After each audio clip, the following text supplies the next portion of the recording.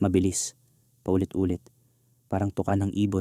Tik, tik, tik, tik, galing sa bubong mismo. 21 araw pa lang ang anak ko nang marinig ko ito, bagong ama ko. Si Marites, asawa ko, nakahiga pa sa loob. Mahirap ang panganganak, maraming nawalang dugo, mahina pa siya. Ang anak namin, si Nino, pinangalanan namin sa lolo niya, natutulog sa duyan sa tabi ng higaan ng nanay niya. Gabi-gabi, ako ang nagbabantay, trabaho ko iyon. Sabi ng mga matatanda sa baryo, ang bagong silang ay mahina, kailangan ng bantay, lalo na sa gabi. Naniniwala ako, pero hindi ko pa alam kung gaano katotoo. Nasa bukid kami ng pamilya ko sa Quezon. Malayo sa bayan, mga 30 minuto ang biyahe sa motorsiklo.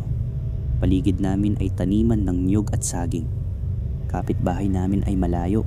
2 bahay lang ang malapit, yung kay Mang Cardo at yung kay Aling Nena. Tahimik ang gabi noon. Yung uri ng katahimikan na hindi mo mahahanap sa lungsod. Walang ingay ng kotse, walang ingay ng tao. Maririnig mo lang ang hangin, ang mga kuliglig, ang mga palaka sa malapit na kanal. At kung may iba kang marinig, mapapansin mo agad. 3 linggo pagkatapos ng panganganak ni Marites, bandang 12:00 ng gabi, gising pa ako. Nakaupo sa tabi ng duyan ni Nino. Ginagalaw ko paminsan-minsan, iniilaw ng maliit na lampara. Maayos si Nino, natutulog. Maayos si Marites, natutulog din. Tapos narinig ko ito. Tik, tik, tik, mabilis, paulit-ulit. Parang tuka ng ibon sa kahoy, pero mas mabilis, mas malapit. Parang galing sa bubong mismo. Natigil ako, nakinig. Tik, tik, tik, tik, tik. Naalala ko ang sinabi ng tatay ko noon. Bata pa ako, nagtatanong ako sa kanya tungkol sa mga aswang. Sabi niya, ang tik-tik ay maririnig mo sa bubong kapag may pakay ito. Kapag may buntis sa bahay. Kapag may bagong silang. Yung tik-tik na tunog, doon nanggagaling ang pangalan. Yung tunog na yon ay babala. Nandoon na siya. Naghahanap. Sinabi ko sa sarili ko, ibon lang. Kakaibang ibon. Normal. Pero ang tunog, lumalapit. Parang gumagalaw sa bubong. Parang may naglalakad doon. Dahan-dahan, patungo sa isang direksyon. Patungo sa sulok ng bahay kung saan nakalagay ang duyan ni Nino. Tumayo ako. Kinuha ang ilaw. Lumabas ng bahay ng tahimik. Ayaw kong gisingin ang dalawa. Tumayo ako sa labas. Tumingin sa bubong. Madilim. Wala akong makita. Ang lampara ko ay hindi sapat para liwanagan ang bubong. Pero narinig ko pa rin ang tunog. Mas malinaw na ngayon. Mas malapit. Tik, tik, tik. At may kasamang ibang tunog. Mahinang tunog. Parang humihinga. Patagal. Mabagal. Parang malalim na paghinga ng isang natutulog. Pero mas mabagal kaysa normal. Mas malalim. Nanginig ang aking mga kamay. Tumakbo ako sa bahay ni Mang Cardo. Kinatok ko siya. Malakas, walang humpay. Nang buksan niya ang pinto, halatang gising pa siya. Tumingin siya sa akin. Tumingin sa aking mukha. Hindi na siya nagtanong kung ano ang nangyari. Kumuha siya ng itak. Sinabi niya sa akin na bumalik sa loob ng bahay, huwag lumabas, huwag tumingin sa bintana. Sinunod ko siya. Matagal akong nakaupo sa loob. Hawak-hawak ang anak ko, si Marites.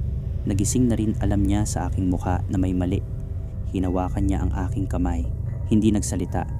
Narinig namin ang tunog mula sa labas. Si Mang Cardo nagsisigaw. Hindi malinaw ang salita. Tapos may malakas na ingay.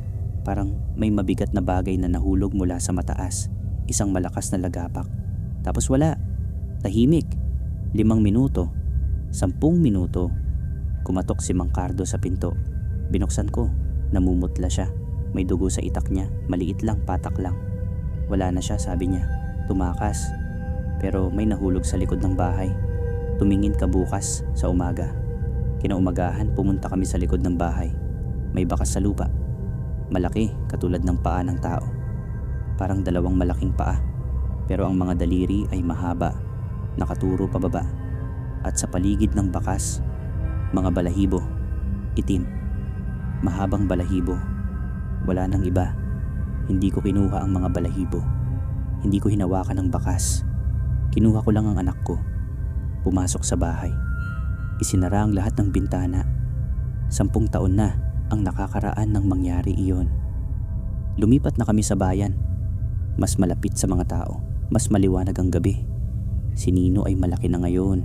9 na taong gulang, malakas, malusog. Hindi ko pa sinasabi sa kanya ang kwentong ito.